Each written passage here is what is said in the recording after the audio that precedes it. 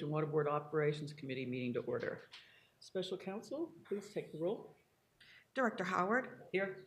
Director Duplessis, Director Pacho, Here. Director Schulis, Here. Chair, and we do have Director Sloss. Well, the skin of my teeth. Good morning, Poco.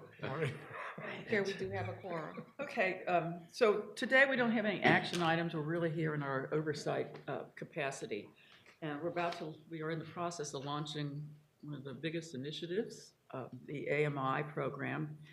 And the presentation today, the subject today is making sure, since we've been telling people that this is going to help solve a lot of our billing issues, et cetera, that we are indeed ready on all the fronts. And we talk about the process, the testing that's been going on, and the anticipated areas that might cause difficulty. And the presentation is going to be given by Rebecca Johnsey, who is the manager for the special meter program. So Rebecca, go ahead. Thank you. Okay, good morning, everyone. Thank you for being here. So first, I'm going to go over the technology as a whole, just as a refresher. It's not bad for everyone to hear. Then we're going to be talking a little bit in more details about the rollout, how that looks, how that's going. We're going to go into billing, as you mentioned, and then we're going to talk about operations generally.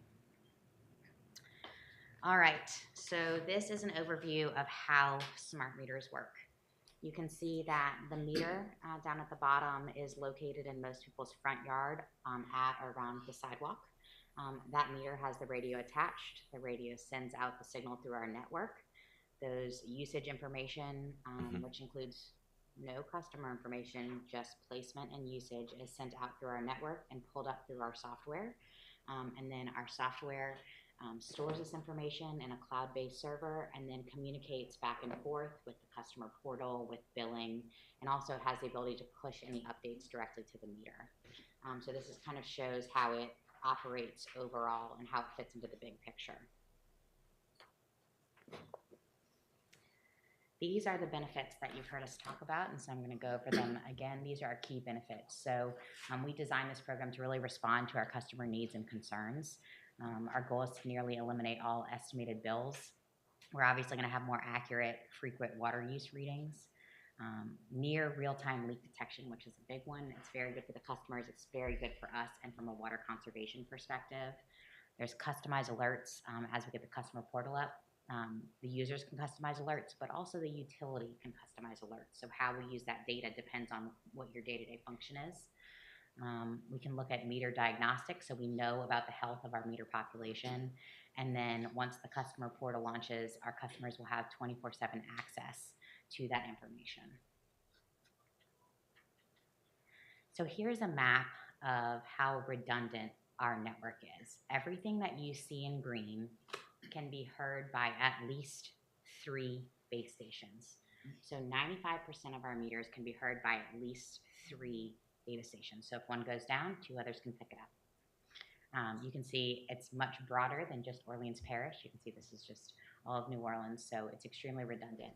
The amazing thing about this technology is even if the network can't read it for some unforeseen reason, there's a lot of ways to get that information. You can drive by and get it. You can walk by and get it. Worst case, you can always manually read it. So we don't anticipate any issues with actually getting the information that we need, minimally for billing, but in reality for that granular data. Any questions on network? Do the meters store data? Yes, so the data can be stored in the data collectors in each one of the antennas. So we have 12 of those antennas throughout the city. So we have 30 days of storage there. Then you can also store it in the radio. You have 30 days of storage there. You can also store it in the meter. You have, I think, 3 months of storage in the meter. So you've got a lot of storage at each step. So any issue that you have, you can always go back to that step and backfill that granular data. Thank you.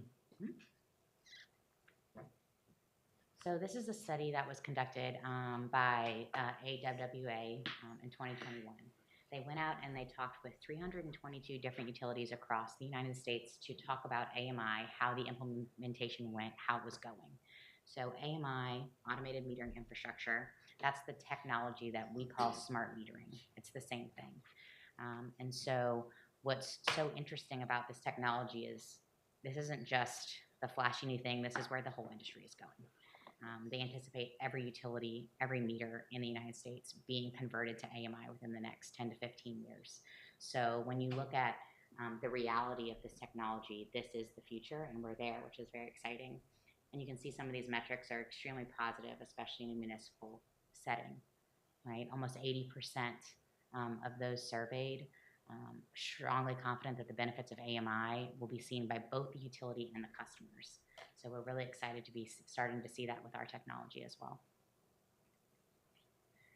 So here's a schedule update on where we are in the project. As you know, this is many, many years in the works, and so we just started our implementation phase at the beginning of this year. So that was the detailed design to get us to the point where we could start putting in meters. We did start that effort a few weeks ago. It's very exciting. We are starting intentionally extremely slow. We want to make sure that we are hitting all of the nuances that you might find that you won't know until you start actually going in the street and seeing about the existing conditions.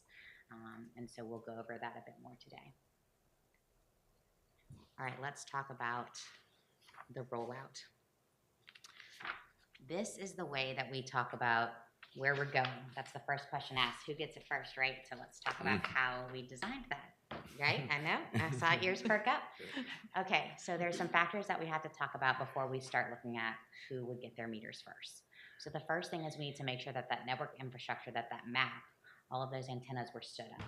You don't need every antenna stood up to start the population, but if you're going to put a meter in a location, you need to make sure the network is there to hear that meter. Right now, we still have 2 locations that we are hoping to stand up by the end of the year. The rest of the network is up and functioning. We also had to make sure that we had the actual meters in stock, the radios in stock, the lids in stock, all those parts, pieces, fittings. A lot of them are custom sized for our utility because of the age, so we need to make sure that everything was there ready to go. We had to match the pace of the installers. How many people were starting in that slow start? How many crews? Made sure that pace matched with what we were planning to do as well. And then the most important factor, though, is how we talk about blackout schedule. What that means is on the front end, you have to give the meter readers time to get that last read. And on the back end, you have to let billing bill that customer. So you only have usually between 14 and 16 days that you can be there to change out the meter without impacting normal operations. So you need to get in, do your work, and get out. The whole point of the project is designed around not messing up our normal O&M, our normal operations and maintenance schedules. And so what we did is we took those numbers, those routes, and of course we want to finish a route, right? We don't want someone going in having to read 1 or 2 meters. We really want to finish that route because we want to make sure that we're efficient. And so what we did is we took no demographic information whatsoever. We had a route number, an account, and then we married all these factors together. And so that's how we designed what that route looked like. And then on the back end, we were able to plot to make sure that it was equitably distributed throughout the districts. So this is what that map and that area looks like for our 1.5 and 2 inch meter population. This is being replicated for all of the rest of our meter sizes. You only design out a few months because things change. You have to make sure that you're matching the pace. So you really, to make sure it's efficient, you only design about 2 to 3 months at a time, and you keep replicating that throughout the process. Just a real quick point of clarification. The table at the bottom right, that represents the number of routes, correct?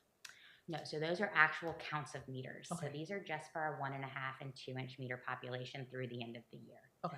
So we're starting with the rest of the population in November. And what is that? What are the other meters called? Is that, I don't, 1.5, are those big meters? So our 1.5 and 2 inch meters, you could consider them big. They're not your standard population. We have 5,000 of these meters throughout our entire 140,000 population. We have another 1,600 meters that are larger than this. The rest are what we consider our small size meters, 5/8 inch and 1 inch meters. And this large ones, the 1,600 are larger than this. What size are those? Those are above 2 inch. So it's 4, 6, 8, and 10. And are those on this schedule? So those start November 1st. So we have our first pass of schedule that is being reviewed by everyone now. So that we're hoping to have that ready for review by. So most of the public will not be in that 1.5 to 2 inch meter or those jumbo meters. It will be in the regular meters. And that regular meter schedule is when? They start in November. And this is the schedule for the regular meters or the other two we're talking So about?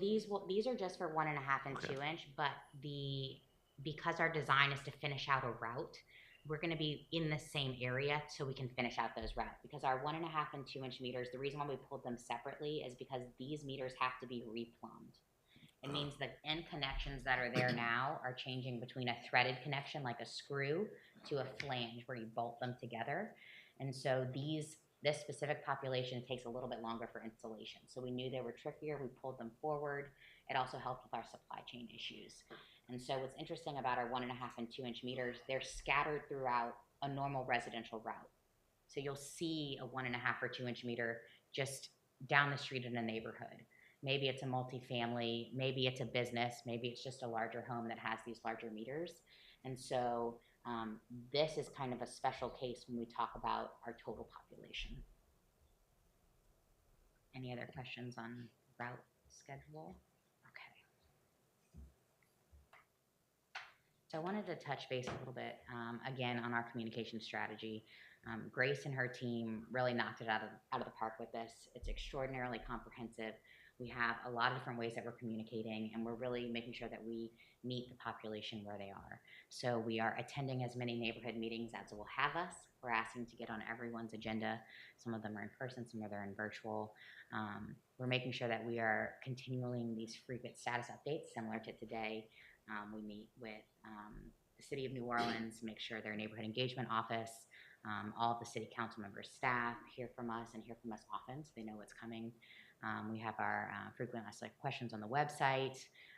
We have new protocols in place where we're tracking any customer feedback we get, whether it's a phone call, an email, in person, so that we make sure that we are actually answering the questions that are being asked, and we're answering them well and in a timely fashion. We're also looking at identifying and contacting some of our larger usage accounts. So these are industrial areas, large commercial accounts, anyone that's using a lot of water. That's going to have an impact and is really tracking that water usage so that we make sure that we're communicating with them effectively. And then when the customer portal is ready, which we're anticipating is the second quarter of next year, we're going to be having information sessions, and we're going to be talking about creative ways to get people to sign up for our portal. One of the amazing things that I think people may not know is that our current customer portal has extremely high usage. So we are mid 30% of our customers use our customer portal, which if you look nationally is very large. And we also have a very large percent of auto pay. And so we're starting off with a good foot there, and we only want to increase it because to get the benefits, of course, you need to be on the customer portal. So this is what customers can expect. We've been very intentional about how we branded this initiative. We want to make sure that people understand why we're there. We're going to be in everyone's front yard. It's a much more personal interaction, so we want to be cognizant of that. So everyone has the uniforms, it's branded, they're going to have their ID badges, their vehicles are branded. We're also notifying the customers individually. We're sending out a postcard to the account holder. This is the person that is paying the bill. They're not necessarily the person that's living there. Then we're also sending out a postcard to the service address where we're showing up so that they know we're showing up, what to expect, next steps. And then when we are there that day, after the completion, we hang a door hanger. This is telling them why we were there, what we did, how to get more information. These are some timeframes that can be expected. We say residential and commercial. That's that question you were asking about meter population. So residential is that majority of those customers, that 130-ish thousand, those small meter customers, take between 15 and 30 minutes where the water has to be turned off. Our larger meters, so that 1.5 inch and up, just over 6,500 customers, that takes anywhere between 20 minutes and 2 hours, depending on the complexity of the plumbing that's on site. And so we do have more information about this process, what that looks like, on our landing page, sewageandwaterboard.org, project/smart metering. When are you able to determine when the 15 to 30 minutes are, and how is the customer notified of that? Is that in the postcard, or is that something else? So the postcard doesn't give timeframes. When an installer shows up at the house, they're going to go knock on the door and they're going to talk to that customer. If they're not able to talk to the customer, they're going to go back to the meter and see if any water is being utilized. If water is being utilized, if that dial's turning, they're not gonna change off the water, they'll come back and try again. So we have it built in several times to make sure that they can contact that customer. If they still can't contact the customer and the water is continuing to being used, we have a different escalation process to ensure that change out can happen.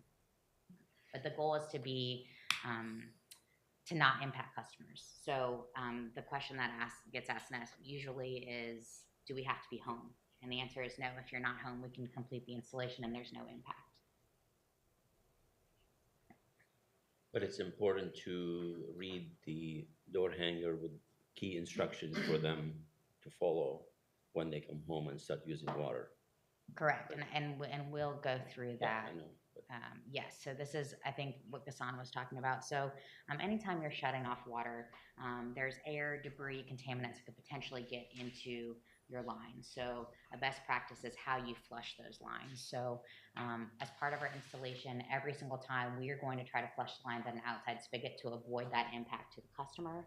But it's still best practice to make sure that you flush your plumbing as well. So we have information on the door hanger. We have it on the website. We have a video coming. We're going to let people know that this is the best way to protect your house and your plumbing. So one of the things that we wanted to make sure that we had set up and ready to go was customer support. We already have a very robust network here, and this is how it works in regards to the smart metering project. So anything generally about smart metering, the program, the technology, that comes to us. So we have our website stood up that has up-to-date information. We also have 5G Water. We've completed trainings with all of the CSR reps. We're continuing to complete those trainings every few weeks to refresh the technology in their mind. They also have available everything that's being printed out and sent to customers. They're going to have the actual meter box, which I realized I forgot today in my rush to get out the door with the unexpected cold weather, but they have that ready to go so that they can see it, they can touch it. They have all those metrics provided to them. They have who's in the field. They have the maps of where we've been, where we're going. So they have those resources available. Sorry, so is that website supposed to be available today? It is. Because I got a 404 error on it. You did? Yep. Oh, good to know. Okay, we'll check into that. All right, we will check on that. Could have been something I did, but. We'll make sure to get you to that landing page. And then, so we have all of those, and then we also have designated experts. So we have 3 experts right now that anything that a customer service rep doesn't feel comfortable handling in regards to this technology, they have that expertise. And so they transfer those calls over to those individuals, and anything that they're hearing, they're logging in that tracker so that we know that we're responding correctly on all the questions that are being asked. Anything that's regards to the installation. So if they have a question about a condition, who's in their yard, what to do next, anything about that actual installation of the smart meter, that goes to our partner's Aquametric call center. So they're stood up, they're ready to go. They're tracking that same information so that we know if there's something we need to be aware of that we didn't anticipate seeing, or to make sure that we are answering the questions correctly. Could you go back 1 minute? Post-installation questions, are we asking people to call someone other than us, or? Yes, so on the door hanger, if they have a question about their installation. So something that you'll hear a lot is, hey, this installer messed up this beautiful garden that I had doing the installation. Or, you know, they weren't polite to me or anything like that, right? One of those customer complaints, that is on the door hanger for them to call them. And just to be clear, we are not digging, we're not cutting anything up. It's just one of the things that you often hear. If anyone's in your front yard, that's one of those complaints that you'll get. And so they're there to handle that and track that. So we have weekly calls with them so that we know what's going on. And then we're also getting their tracking real time. So if there's an escalation that we need to know about, we get a real-time update. Hey, this situation is going on. So if a customer is not satisfied with Aquametric's response, they have the means to call us, and then we'll make them whole, or we'll mitigate the Correct. discrepancies. Yeah, so they can escalate to us. They also have the ability to cold transfer to us, so they can automatically, without having anyone have to call a number, they can transfer the call to us if needed, or we have the ability to warm transfer to them, meaning we can get them to Aquametric, and the Aquametric call center will pick up. They can connect and move forward from there. The site is working. I did something wrong in my office. Oh, it worked? Yeah. Okay, great. Sorry. Good to know. You take that off the tracker. Perfect. All right. So this is where the customers really feel the power of the technology, is the customer portal. There's no cost to the customer. This is a free service. We offer a customer portal now, so if you are a customer and you go into that, you can see your average usage and your billing history, your account information. So that's kind of your base level of information. What this customer portal will do is this really takes all of that information that's already there, and then now you're adding all the feature functionality on top of it. So you can see some examples of what it could look like. So you're comparing to other customers, you're comparing to yourself, you're comparing to seasons. You can look at that hourly data. But the biggest impact for us as a utility is that we can mirror this information. So if a customer pulls up their customer portal, our CSR rep can mirror exactly what they're seeing. They're no longer trying to describe what a screen looks like, you're looking at the exact same screen. So when a customer has a question, they're trying to walk them through it, now you're looking at the same thing. That's a huge tool for our customer service reps. So during the interim, I imagine there'll be some people who have that you can mirror my screen and some people will be on the old system. So are we going to segregate our customer service reps where some people are going to deal with the new ones and some people deal with the old, or they'll just have to toggle back and forth? Yeah, so what we're doing is when we transition to our new customer portal, we're transitioning all of our customers to our new customer portal. The only way that they can see all of the feature functionalities is if they have a smart meter installed, if they're signed up for the customer portal. So when we translate everyone over, they'll minimally see the base information if they don't have a smart meter yet, but they won't see all those extra bells and whistles. So you can still mirror, that mirroring capability is still there, but you're only going to see what you see now, basically. Customer information, past billing information, average usage. You're not going to see that granular data. You're not going to have those alerts yet. Once you get that new smart meter, then your portal will automatically be updated to get all those feature functionalities. And so, How do we address customers who may not be familiar with how to initiate getting into the portal, or simply elderly who are not going to be able to do it? How do we address providing them with customer service in terms of questions and so forth that they may have? yeah, so that's one of the things that we talk about, right? Because not everyone is going to be using the computer or want to use the computer. And so what the software has on our side, even if they don't want to sign up for the customer portal, is we have access to that information. So if they say, hey, I want a phone call if I have a leak, this software, even if they don't have the portal, can give them a phone call. Something's going on. We have the ability on the back end to set up some of those alarms for customers without necessarily having to have the customer portal. We're also going to be monitoring all those on our side. So we want to know something unusual is happening so that we can action off of that population. So we look at it more holistically for the whole meter population, as well as on the customer level. Did that answer your question? We're also going to be looking at creative ways, right? How do we get customers signed up? How do we make sure that this makes sense? We talked about having this as part of our billing escalation. So if there's a billing escalation, part of that escalation process is signing up for the customer portal, making sure you're seeing the data yourself. We talked about going out to grocery stores, signing people up, helping people out wherever we can. And of course, our CSRs already know how to sign people up. And if anyone signs up now for the portal, the current portal, their username and account information will automatically transfer over. When we swap it, they'll just be prompted for a password update. Any other questions on the portal? Okay. So this is the crux of the project. We can talk about the bells and whistles and the pictures all day, but the reality is that this is a data project. We are going from about 840,000 annual reads to over 1.2 billion annual reads. And so the most challenging part of any smart meter project is, how do all these softwares talk to each other? How do they get the information that they need to each other? And making it as seamlessly as possible. We're trying to remove any human error from the equation. So hopefully you can read this. I tried to make it big, but this is a high-level overview of our key interfaces.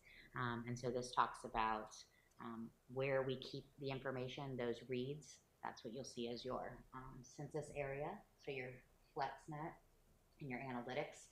You'll see we have our CIS system, our Customer Information System, which is also called Cogsdale, or CSM, Customer Service Management. It's all the same thing for all intents and purposes, except I saw Kathy here and she'll disagree with me, but she knows the complexities. Not I, but that's Cogsdale, and then that also we'll talk with our customer portal that we're setting up next year. So this is the main overview of how these things interact. So our team has been meeting 2 to 3 times a week, sometimes 5 times a week, depending on the week, since the beginning of the year to make sure that these interfaces are going as seamlessly as possible. So we've been through intensive tests, user acceptance tests. There's pre-test, post-test. Now we're doing tests as we have an actual population of installations. So all of this continues, and that's why we're intentionally doing that extremely slow start, so that we make sure that every step of the way makes sense. So we have currently paused on some of the automation as part of this testing slow start, and so we're doing some of those manual processes. Those will be automated within the coming few weeks, but we wanted to make sure it was right before we took the time to automate it. Any questions on interfaces? Okay, so let's talk about some of the challenges and our responses, our solutions. So the first thing is infrastructure. The city is extraordinarily old. We all know it. And what that means is one of the ways that even when you're updating a house, if you think about it, if you've bought a new house, you're usually leaving the plumbing in the ground, right? You're building from the ground up. That happens often. So what we're finding is even if you have a pretty new house, maybe you'll have extremely old piping, extremely old fittings. So that's something that we have to know and we have to design around. We are working through this with our large contractors to make sure that we have all of the special tools and fittings and processes and procedures that we know what to do if there's extremely old plumbing, so that we make sure that it's operating as we need it to. One of our design challenges as well is our large meters, our very large meters. That small population, about 1,600 meters, are 4 inches and up. And what's so interesting about this is our fire meters are very, very old, between 50 and 70 years old. They're a design, of course, that doesn't exist anymore. And they're very large and very complex. And in fact, oftentimes the meter boxes themselves, the vaults were built around the meter after it was already installed. So you can't actually get it out because there's not a hole big enough. So what's so interesting about this population, we have about 800 of them. These are just used for fire service. So it's not just a flow rate based on a capacity. You have to make sure that it has all the flow it needs to handle a fire case. And even if the strainer is 50% blocked, it still has to handle the fire case. So these are very upsized for capacity for a safety reason. So we've actually pulled this population out. We're designing this population separately because it's going to have certain concerns. What's so great about that is that because this technology is changing so quickly, there's new ultrasonic meters that match the technology we're using for the small meters that will now be available for these larger size meters when it's time for us to get to them in this design. So that's our plan moving forward, but we've just taken them out separately. Just to make sure I'm understanding, when you say fire rated, that is like it getting put on fire, or if you have increased water requirements because there is a fire? Yeah, sure. So any fire service has to have a separate line dedicated just to fire. So that means fire suppression, a fire monitor, sprinklers, anything that has sometimes you'll have a foam water mixture to put out a fire. So that flow rate needed for that fire case, that is regulated by the fire marshal as well as plumbing codes. Okay, That's what this is for. okay. So they're dedicated lines. So for their normal domestic use, anything for their house or their business, that's a separate line. So we're already working on that meter. These specific fire meters are separate. All right. If y'all already do that, sorry. Another area that we identified as a challenge, of course, is customer resistance. So we've been talking about that extremely robust communications plan. That's why we're talking with individuals, making sure that we're meeting the needs. We want to make sure that we're dispelling any misinformation. There's a lot of that around. I have a lot of talks with a lot of customers, and we're making sure that we're meeting them where they are. Another challenge that we have is customer service, response time generally, but some other metrics. So what we've been doing is we're doing those intense trainings. We're providing them those job guides, those technical aids. We're checking in with them. We're having weekly calls to make sure that this is making sense, that they're getting what they need. We don't see that high volume of calls yet, because of course we haven't had a high amount of installations yet by design. So as those start coming, we know these calls are going to ramp up. When we've talked with other utilities and Entergy as well, who dealt with this population, we anticipated what that uptick in calls would be so that we could design around it. One question on the customer service. I mean, the wait time has been pretty long lately for answering. 4.5 minutes, Yeah. Is it down to 4? about 4 plus, yeah. Okay. We also have that tracking mechanism that we talked about. So we're monitoring that actively, and we get notified if anyone updates it. So we, as a project team, know if there's been an update to that and if there's a situation we need to deal with. We have also provided them with the email address that they can give out to customers, smartmetering@swbno.org. So we answer that within the day on average. We also, one of the challenges, and we wanted to make sure that we're hitting, is installation quality. So that super slow start that feels painfully slow for me is great because we have so many eyes and so many different ways that we're slicing and dicing to make sure that QA/QC is there, both from an actual physical installation as well as from a data perspective. And then as we talked about, QA is what? quality assurance, yeah, and quality controls. And then as we talked about the technical interfaces, as that is the most technically challenging component. And so Kathy and her team are doing a fantastic job to keep everyone in line and get all the different partners at the table to make sure that we are designing that correctly. All right. Before we get to billing, one more technical question. What are some anticipated opportunities for trick-or-treat in studying this? Because as I understand it, we have location and usage data being transmitted from a point A to another place. Is there a way for somebody to alter their transmission location so their usage is assigned to another place? Brain just No, thinks no. of conspiracy So theories. I just want to make sure that I answer correctly. So, so our network, this is an FCC licensed network. So I want to talk about that first. So this is an FCC licensed frequency, which means that we are the only ones that can use it. So that's Okay. the first set. So the health of this network is actually monitored by Census, our technology partners, and will be through the whole 20-year lifespan. So the health of that network, the usage of that network, it's all protected through that technology partner. Okay. And so this is not encrypted data. It's just a number with a location ID sent and consumption information being sent. So we would know and be able to track real time if something was funny about that data or if there's any change in pattern. So we'd know for that customer, here's the pattern, here's what you see, and all of a sudden something changes, we would know. We would know if the meter gets moved. We would know if the meter gets taken out. It would have an empty pipe alarm. If it gets moved, that would be a flag that we didn't anticipate. Yeah. If it gets flipped around, we'd know that. If it gets tampered with, if someone flipped that lid and tampers with that meter, that's also another alarm that we know. So anyone that messes with that meter, we immediately know. We're not waiting for a meter reader to see it now. The system will notify us, and we're monitoring those alerts and then responding depending on what that alert system would be. All right. I have one other question. Sure. We didn't talk about lead in this, lead pipe, disturbing the pipe. Is that going to be covered today? Is that an issue? Well, part of the instruction that we are providing to our customers is steps that they need to take to minimize and protect themselves.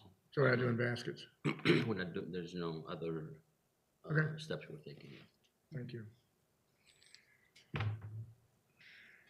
So this is our current billing process, extraordinarily simplified. It's a lot more complicated than this, but meter reading generates a list for those manual reads. They're based on billing cycle. It's the same list every 3 months. It just continues to repeat itself.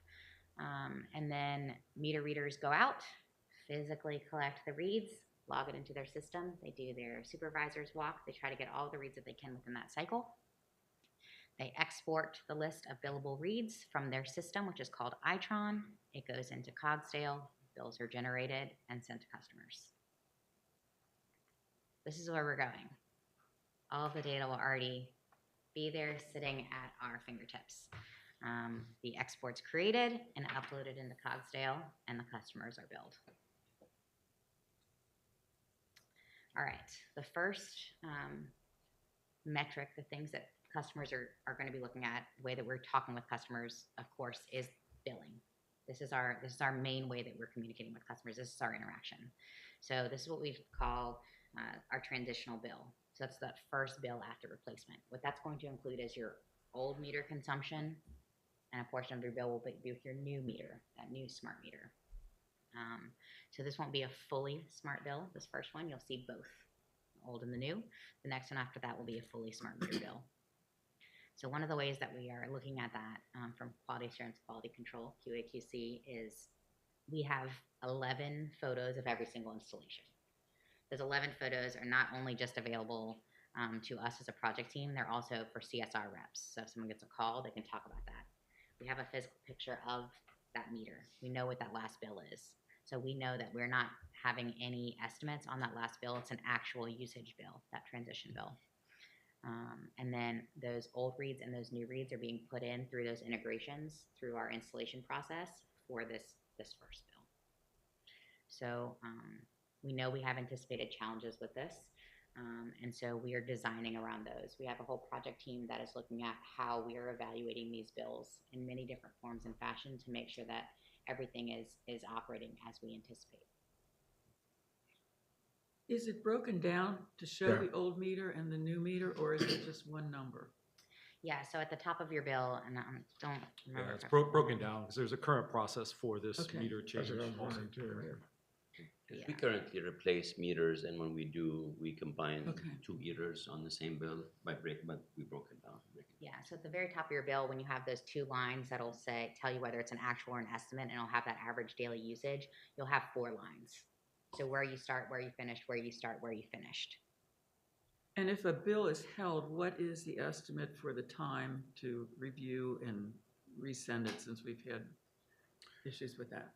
Well, typically just a 2-week period, so the bill can still get out, would be a standard amount of time. Yeah, so and we are looking at those. So now that we have more data, we can really narrow down on some of those metrics that we use, make sure that they still make sense. We're evaluating that to see if there's a way that we can use the data to help that process. Again, it's still a small population of data, so it's not as indicative as we'd like it to be for a large population. So we're working through that process. So this is some of the slow start installation data. These new meters are much more accurate and much more sensitive. If you think about the old meters, they are mechanical meters, they're moving parts, right? And so over time, the movement slows down, and it takes more and more flow to continue to move that. So over time, not only are they moving a little bit slower, they're also not getting that small register of reads because the flow is not enough to move that meter. So you're really losing all your slow stuff. I'll give you an example, a toilet leak. If your flapper's leaking, that meter's not picking that up anymore, okay? It's what's also interesting about this information is the continuous flow alerts and how many they are, because now they're picking that up. Now that we know that flapper's not operating, so now we're picking up that flow rate, and we know it, and we know something's not right because generally speaking, you're not going to have 24-hour usage, and you're certainly not going to have 24-hour usage for a week period of time. That tells us, hey, there's a potential leak on the customer side of the property. And then as we're looking at this billing as a whole, we are anticipating what the last bills were, what that transition bill will be, and then what the full smart meter bill will be. And we're evaluating that based on averages so that we understand what that looks like. So that's part of that transition billing, is that we're looking at all of these metrics to make sure that it makes sense. We're talking with our customers. One of the biggest one is talking about those continuous flow usage, so they have the ability to go get those leaks fixed. So this is our average age of our meters. They're very old. Within our first week, we actually pulled out a meter from 1949. So while this is the average, I mean, you can see this is really, really aged infrastructure that we're updating.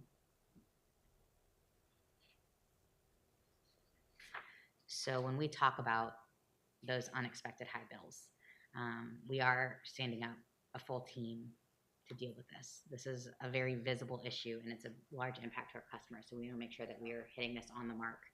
When we talked with Entergy, this is one of the big issues that they had in their installation through our population, so we knew, and we've been designing around this, that it was coming. We've also talked with customer service about any of these billing inconsistencies that we might see. There's currently ones that exist, so if you have an estimate for a long time and you get an actual read currently, all of a sudden you have a true-up bill, either a high plus or a high minus to make up for all those estimates. The same is going to be here. We're basing the final read when we switch out the meter on an actual read, so there could be a true-up situation there. We're also providing user guides. What would you see, and then what's your next steps? So if you see this situation, who do you talk to next to handle it for the customer so that they're not just floundering and hearing platitudes? We're actually having action on how to fix it for that individual customer. And then we're communicating individually. So if we know there's something going on with one population, so I'll give you an example. If we have a row of multifamily units that's owned by one person and we see continuous usage across all of them, right? So there's obviously plumbing issues going on across all these populations. We reach out and say, hey, this is going on. This is what we see. This is something that you need to fix.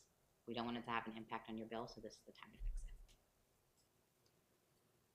it. And when we're talking about higher than unexpected high bills, is that something where it's higher than what the customer might expect, even though it's an accurate bill? Or is it something that might be a misread? No, so there's no misread. So Okay. we've double checked it. So with this small population, that's one of the things that we're doing. So what we go and look. What we're finding is the amount of continuous consumption on some of these locations is shocking. I mean, 500 gallons per hour, 24 hours a day. That was the meter from 1949.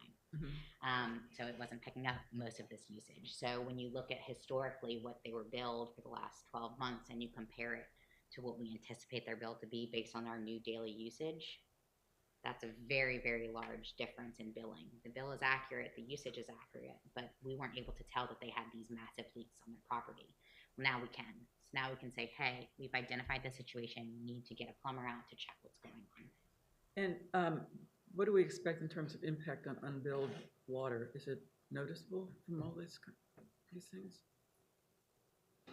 What a customer will see. No, You I mean? mean, if we're saying that there are things that the meters aren't picking up now, but the water's going through, that goes into our unbilled water or lost waters, the 60% that doesn't get billed or whatever.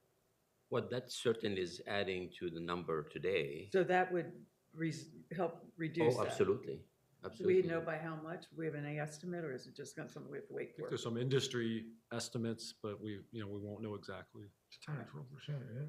We'll make a big impact on that as well, not only on the customer side, but also when we start putting in the ally meters that we're distributing throughout the population. About 6% of our meter population will be ally meters. Those also have pressure and temperature. So that allows us to monitor a distribution network between two different points. So some of those loss situations where you have a small leak, something that hasn't erupted into the ground or caused a cave-in, we'll actually be able to monitor that something's going on between these 2 points so that we know there's a potential leak we could go prioritize maintenance of. Question. What additionally are we going to do to address the issue of communicating with customers on a case-by-case basis, but the broader issue in terms of getting the message out that there may be higher bills, you're going to see an increase. This is what it means, this is what it doesn't mean. I'm trying to address a public perception about higher bills. And back to the same place we are now, complaints about billing process. Yeah. Does that make sense? Yeah. Oh, Question? very much. Oh, yeah.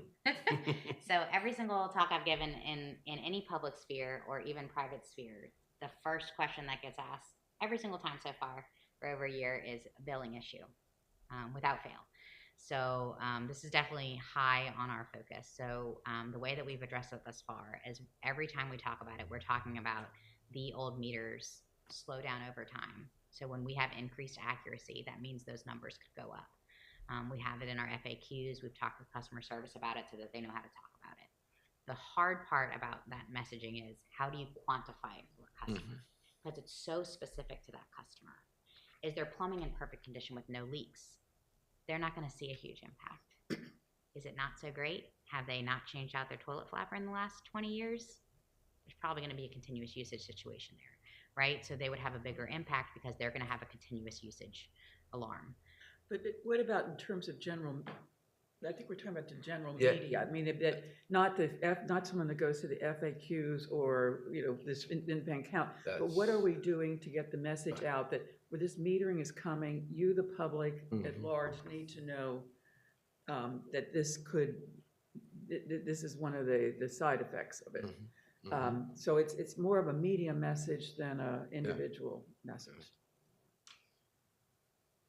But an average, I think is useful. I mean, if it's an average of 10% bump or an average of 15 or 5 or whatever, I think. Right, but it's the question of where is the message Good, going yeah. out? Good. Not, I mean, Good how there. are we communicating? Yeah, we will re-emphasize that message, because we don't want anybody to be surprised that their reads are gonna be maybe higher. To quantify it individually is gonna be very hard, but we can share averages or a range at least so people know that what to expect. I mean, that's the only right thing to do for certain, so. Go ahead, I'm But sorry. we have a plan for Yes, media yes, communication yeah, on that's that? been on our agenda from, Okay. yeah, sorry. And we're also talking about ways to potentially proactively tell customers, like, hey, this is coming. These are things that you can check out. Maybe you want to drop a dye packet in your toilet and see if it's leaking. That's a really easy test. It's the most common leak that exists. You also can look at faucets, dripping faucets on the exterior. You'll see a puddle on the ground. These things add up very quickly. So, like, I'll give you an example. What's the dye pack? What's the dye packet thing? How does that work? The dye packet, you drop a dye pack in the back of your toilet, and if you see it run into your toilet is Oh. continuously leaking. You can see discoloration. And we have that on the website, and our CSR reps tell customers how to do those all the time. How much are those things? Do we provide you? Very simple. No, I think we could give them away, is what I'm It's like saying. you can put food coloring in your tank, and if it's not it will be visible if there's leak, like I'm slowly. just thinking we should, if we made them available to customers, if you want a dye packet to find out about your toilets, we'll give you one. I don't remember if we have them. We have in the past. We but I'll have check in the on that. past. I don't know what the current practice, but yes, it's an easy thing. It doesn't sound like it's an expensive No, thing. no. No. But like, for example, if you have one of those running toilets, usually you're using a gallon per hour. That's 26 gallons a day. That's a full bathtub every 3 days. Every How many single gallons a leaking day? toilet. Did you say 26? 26. A gallon an hour is 26 gallons? 1 gallon. Well, it's like 1 point. It's a rounding error. 1.1 whatever. I'll give you the. I'll make sure You're to working get too out. hard. I'll make sure to get out the. Working 26 hours a day. If only. I need We those ought to see extra if we two. can get the dye packet seriously, give to people, yeah. Yeah, so some customers, some of the utilities that we talk to, that's one of the things that they do, because now that they know a leak, here's an easy, inexpensive way for a customer to find out where that leak is without having to hire a plumber. So one of the things that the customer portal does is it talks about, based on what your usage looks like, where to check in your home. So it'll say, hey, if you're seeing that gallon per hour usage, because we know now per hour on your usage, they can say, great, click on this link, and they'll actually walk you through the steps on how to test for that, how to put the food coloring in there to see if something's going on. And they'll walk you through that. They also talk about your bigger leaks, where to look. And they have all those guides that are coming out. So in the interim, because the customer portal's not stood up, that's something that we're going to have to do on our side to communicate proactively with the customers. Yeah, food coloring. All right, so all of those are fantastic and challenging, but the real change comes with how we use the data and how we transform our organization to use the data. So this is a metric that probably most people know, and it's the importance of buy-in and operational changes. So generally 70% of efforts fail to achieve their target impact. There's a variety of reasons for these failures. Here, as everywhere, employee resistance to change is the number one. The management doesn't support the change, inadequate resources, and other obstacles. And so I think from programmatically, I know everyone in this room has heard this over and over and over again. There's so much support for this project. And you can really feel it in all of these meetings because everyone knows how important it is. Employees are engaged, excited. I get calls every other day about a new idea they had on what to do or how to improve. So it's really, really exciting for us, but we have a lot of work to do. As we talk about how we're transitioning, that interim period, because this is a 2 to 3 year installation, is extremely tricky. We're having to use our same workforce to do both the old system and the new system. It's hard, it's challenging. I think we're up for the task. We're doing it now. It's exciting, but it's a lot of work. We're also talking about functional job roles. How are those changing? What does that look like? We've already started the conversation with our employees on where we plan on going from a large scale. We've already started interdepartmental meetings with our most affected groups. So we have 18 different departments right now that have daily job function that will be impacted by smart metering in some form or fashion. Our heaviest impacts, of course, are going to be in meter shop, meter reading, turn on, turn off, customer service, and billing. And so when we talk with all these groups individually per department, they understand what's coming, and we're walking them through what those changes may look like. The first job series that we need changed were very specifically for our meter shop. These are the guys that are forefront in that field. So what we identified were the three data job series that we needed were AMI meter technicians, data analysts, and data scientists. So the AMI meter techs, this is now the guys that are going and changing out the meter. They're not just plugging and playing a piece of plumbing anymore.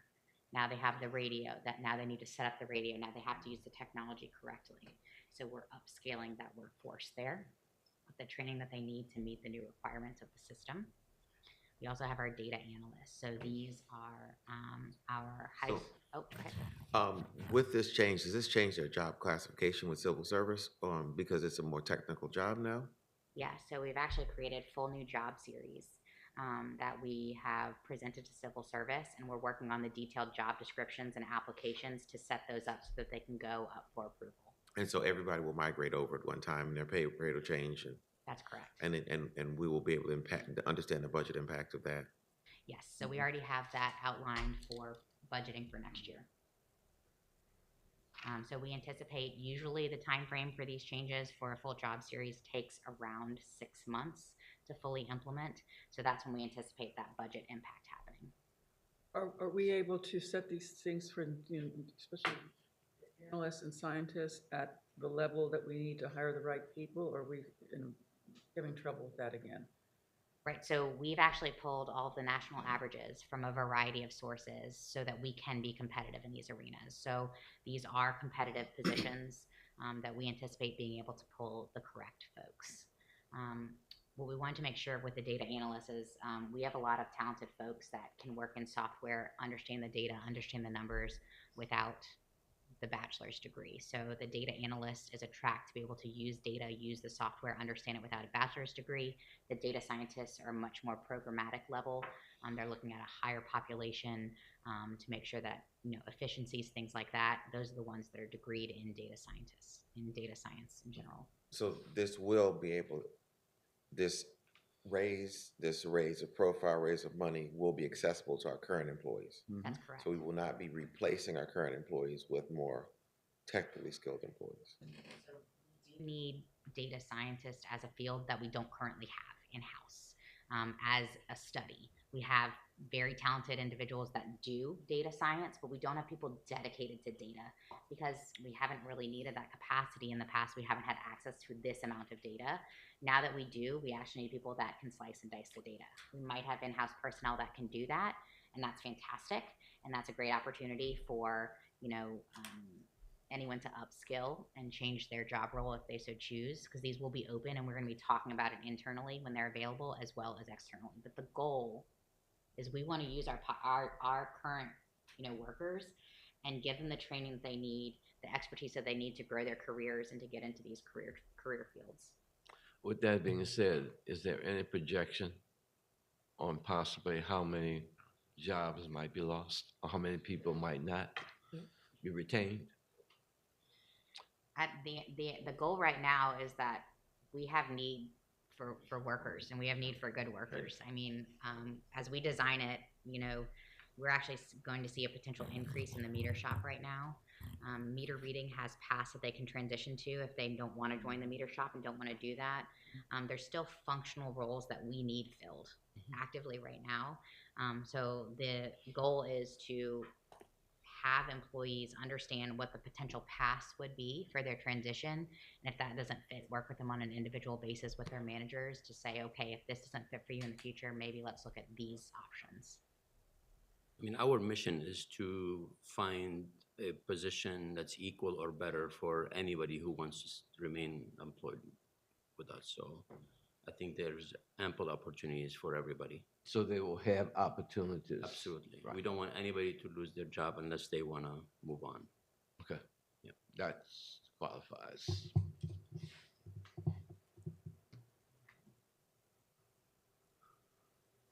This is a little bit of what I talked about of all those departments that we anticipate seeing a very large change in their day-to-day.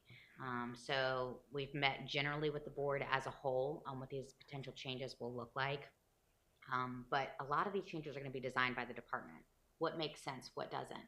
What's the best process and procedure for them? How can we use the data to help them? How can we make sure that we're designing the information that they need to do their job? And so we've already talked with these departments. We're going to continue to talk about them. This is not an overnight thing. This is not a surprise. Your job role change. They've heard about it. They're going to continue to hear about it.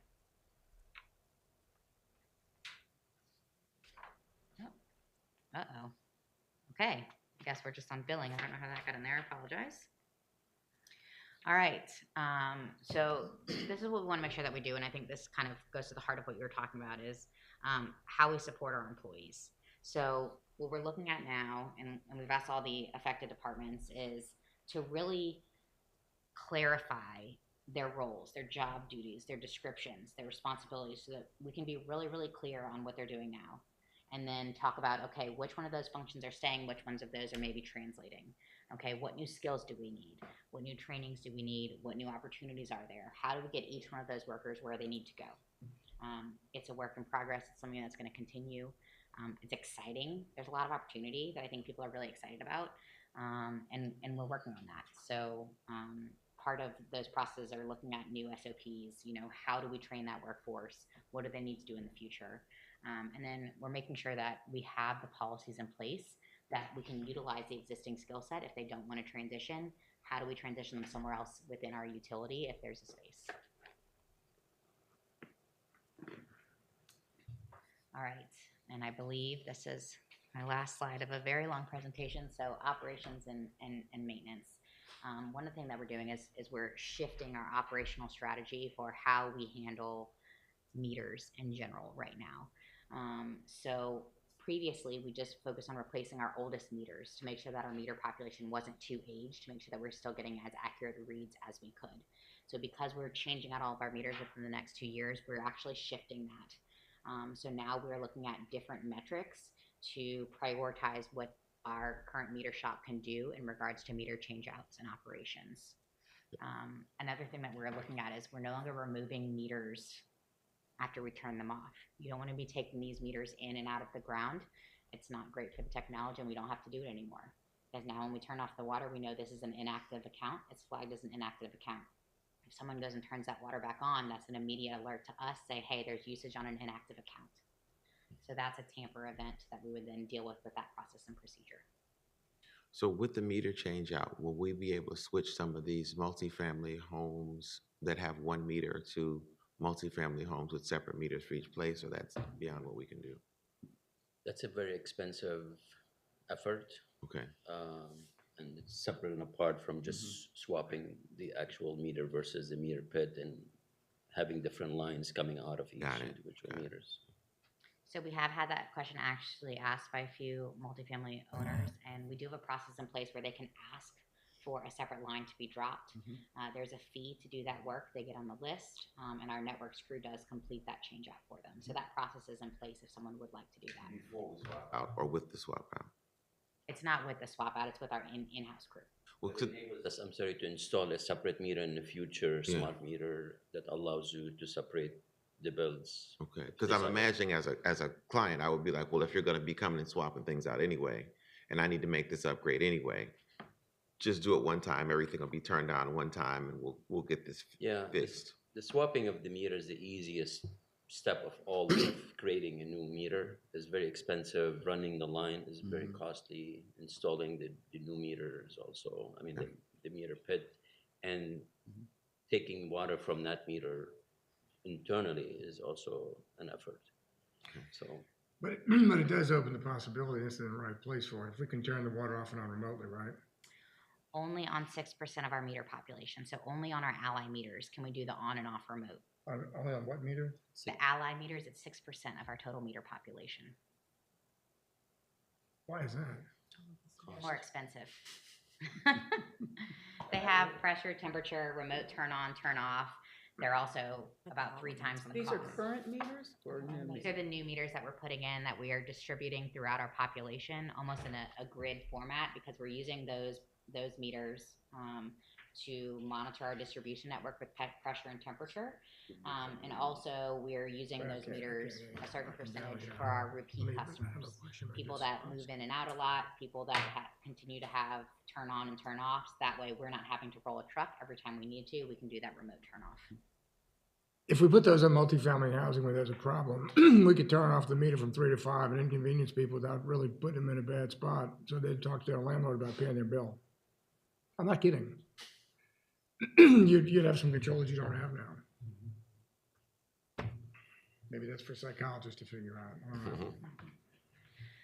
So one of the ways that we're looking at utilizing data in a different way now is the prioritization. So this is kind of what we're looking at for some of those metrics. So one of the first things we looked at, and this was much more prevalent a few days ago, but in the response to the salt wedge is, can we start installing those Ally meters now for an additional pressure monitoring capability to make sure that we're not missing anything in regards to any salinity impact. We also are looking at the existing log of meter change requests to make sure that those are still accurate and make sense. Locations that are difficult for meter reading that they have to skip on some kind of frequency, accounts that have more than 3 months of estimated reads, accounts with any kind of manual estimates, and then also, of course, our delinquent accounts and back payments. So one of the ways that we're managing those potential billing impacts or things that you wouldn't anticipate is, let's clean it up now on the front end, now that we have the workforce to do it, and getting those clean so that when that meter change out happens, we're not anticipating that big delta from that bill.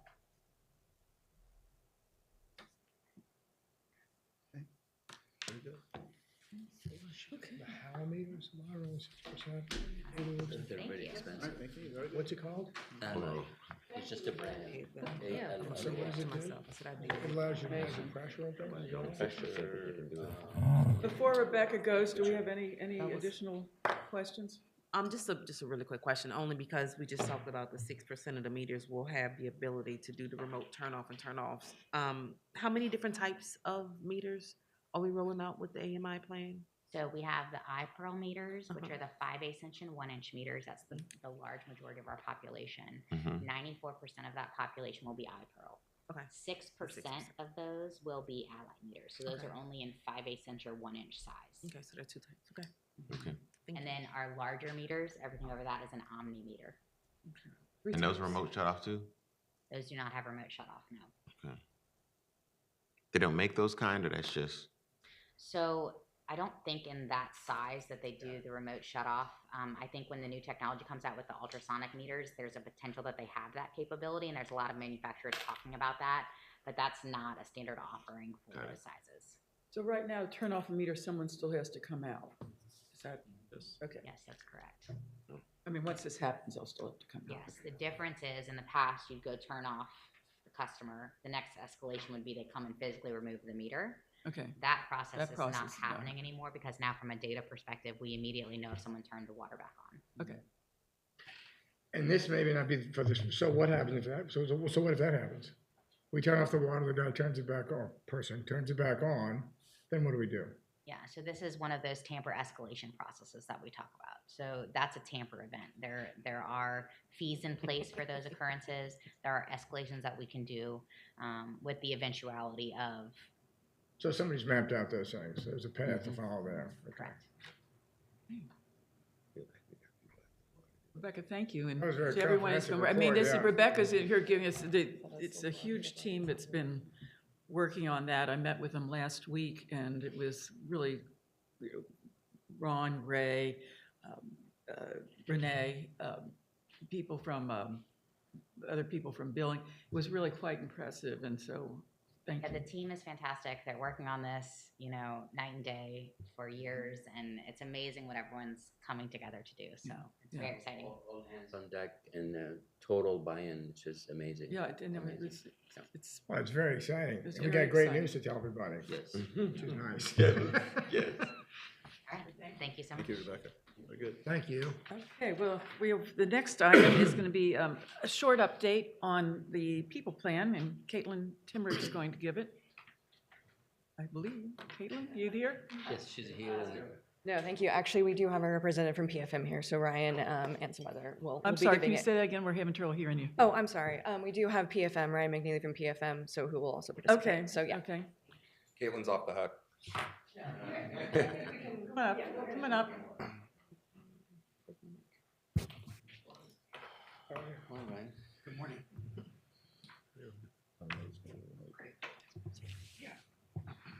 Try not to sit right in the line. Good morning, everybody. I'm Ryan McNeely. I'm with PFM. I'm the project lead for our workforce model analysis, development, and implementation, which we affectionately call the People Plan. A lot of folks in the room probably are aware of the work we've been doing over the past 6 months or so, and just want to give you all a little progress update.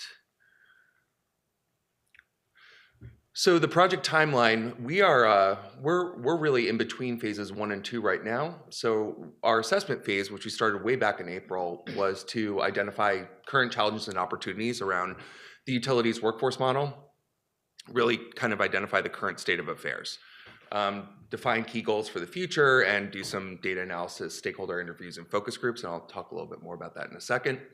We're moving into options development in the last quarter of this year, where we're going to benchmark this utility against comparable utilities, do a SWOT analysis, and continue engaging with staff and key stakeholders to come up with a series of recommendations.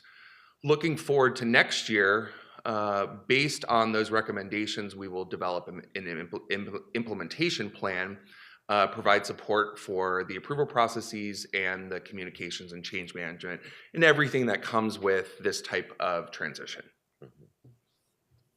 So again, right now we're in the assessment phase. It's focused on understanding and documenting the current workforce model, as I said. We've conducted a series of individual and group meetings with SWBNO leadership. Again, I'll talk about that in a second. We've reviewed all of the current documents, and there's been a lot of work from Caitlin and her team and others who have looked at these issues over the years. So we just want to make sure that we're not duplicating efforts here, and we're using a lot of that prior work to inform our current recommendations. And of course, we're applying a diversity lens to this work because we feel like it's really important to have that focus whenever we're talking about the utilities workforce. So in terms of progress thus far, we've had 3 meetings held with the full project steering committee. And for those who aren't aware, the steering committee is made up of a series of folks, departmental leaders, management, representatives from all different areas of the utility. I think it's about 16 folks or so. Yeah, we have a really broad representation. They've been exceptionally helpful throughout this process to get us data, get us information, and just give their feedback on all stages of the project.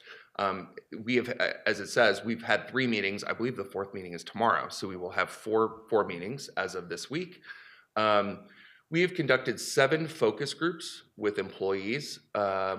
Again, those participants were selected by department leadership, mostly through the steering committee, about 65 employees across divisions. When you combine the focus groups with the 65 folks and the individual meetings that we've held with other folks, and the kickoff meetings where we went around to Carrollton Water Plant and headquarters and interviewed all different types of people, I would say we've had individual conversations with approximately 100 employees thus far to get their feedback. Of course, we can't talk to every single person as much as we would like to. So in order to get feedback from as many folks as possible, we will be initiating very shortly an employee-wide survey. We have a software system that will allow folks to take an anonymous survey with a unique identifier. There will be mobile access, there will be a QR code, there'll be an email link, folks can take it on their mobile phone. We want to be as accessible as possible. We understand, folks are in the field, they're busy. It should only take about 15 minutes, but we hope to get a lot of substantive feedback and data from the survey results. When that is done, we will present a summary of our assessment to the steering committee very shortly, and that'll be the conclusion of phase 1. Oh, question. You mentioned that you're doing this through an equity lens, and you mentioned that there was diverse representation based on what? Can you provide, probably not for this meeting, at a later meeting, the demographic breakdowns of those who were on the focus groups and those who were selected by leadership to participate? Absolutely, yes. We just want to be careful because we told the focus group participants that they would be individually anonymous, but in terms of like the collective of who was invited and who participates, we absolutely know who was there, and we can report out that data. Just demographic data? Yes, of course. That's great. It's a great question. In phase 2, which is sort of the last quarter of this year, as I said, we'll focus on evaluating the different options. We will do a benchmarking review of up to 6. We're still sort of toying around with the number and the exact list of other utilities that are comparable in size, comparable in structure, municipally owned, city affiliate entities. There's a number of different variables we want to look at. And then we will identify a series of models most likely to benefit the utility. And ultimately, we want to get to a recommendation that is feasible, that is based on employee feedback, and that gets to a positive result. And at the conclusion of phase 2, we will provide the steering committee with a final report based on our research and analysis, and recommend the model or combination of models and practices that would be most likely to support a utility-wide workforce that is skilled, committed, inspired, rewarded, engaged, and accountable. That's what those. We kept adding adjectives to the list. Is one of the considerations how well the model serves the public? Absolutely. I mean, sure. So Now, I guess all those little adjectives are saying that, but yes. So. Of course, by definition, a model that results in improved recruitment, improved retention, and improved performance on the job is, by definition, going to benefit the public. Yes. But I think that's a goal. Yes. Because we have to provide the service to everyone, rich and poor, and in the community. Absolutely. We can. Absolutely. And of course, this is a public agency, and if not directly, at least indirectly, public support is required for whatever type of model is recommended, and if there is a transition to a new model. So, of course, the performance of the utility vis-a-vis the customers is the forefront of everybody's mind. And then finally, during the implementation phase, which will begin in the next calendar year, we'll work with the utility to really get this thing going and implemented. There's a potential different avenues or different things that this could look like depending on what the recommendation is, but PFM stands ready to assist with legislative budget, other requirements. Operational logistics, employee relations, of course, is incredibly important, but we think we're going to get a jump start on that because we've been involved with the staff and getting folks' feedback throughout the entire process. So we're not, this is not a surprise to anybody at the end of the process. We want to get people in early. And of course, we'll provide support to the utility and their staff as we work towards implementation, whether it's presentations with key stakeholders like you all or any other type of assistance as we move towards the end goal here. One question, can you walk me through what the approval process is for this? Like, who has to sign off on this for this to be legitimate and adopted? So it's a great question. It's a little bit premature because it's going to depend on what the actual recommended model is for who's going to need to approve it. It could range. It could be something as narrow as internal management systems. Of course, I think we're looking a little bit more broadly than that. It could require sort of liaising with city council, all the way up to potentially a state legislature, depending on what type of model reforms are recommended. But there's another question that's part of that, which is what is board approved? Are you asking what's like what's the process for board approval? Yeah, because I when I see implementation, I'm like, well, implementing what?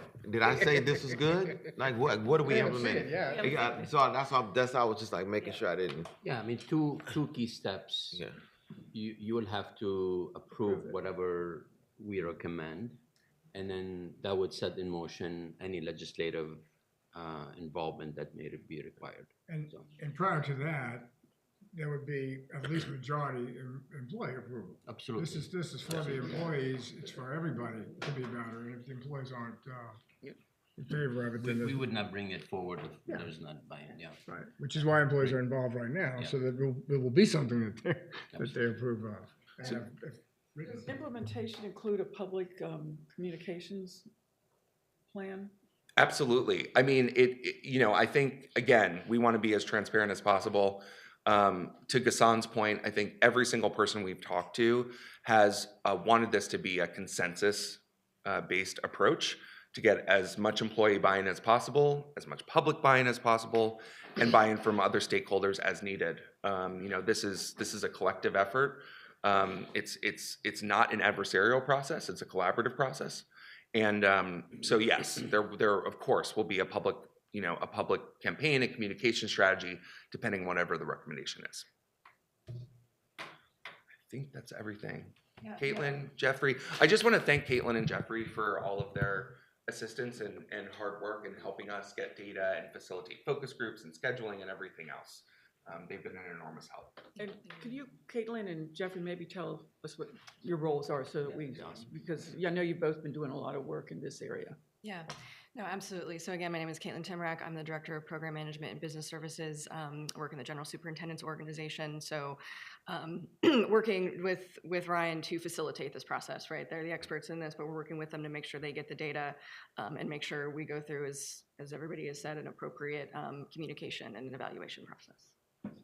Yeah, and I'm Jeffrey Fazand. I was asked to be a liaison between PFM and the SWIBNO principals. So I facilitate setting up the meetings, data collection, and other asks of PFM. I try to make it happen to the best of my ability. Then we move on from there. And what department are you with? Oh, I work with General Caitlin in Superintendent? Business Services. Awesome. They both have day jobs. Okay. No, very early stage. No, I wouldn't say early stages, but we're really excited to be here towards the end of phase one and start looking for next steps and be able to share more about that with you as we go along. Yes, and Jeffrey sells himself short. He does much more than schedule meetings. He keeps people, away from me when necessary, or forces them to talk to me when necessary. So it's a very, very useful function. So I really appreciate their help. Thank you for the presentation. And are there any public comments today? No public comments, Chair. Okay, then if there are no other matters, I'll entertain a motion to adjourn. So moved. Second. Aye. Motion carries. We're now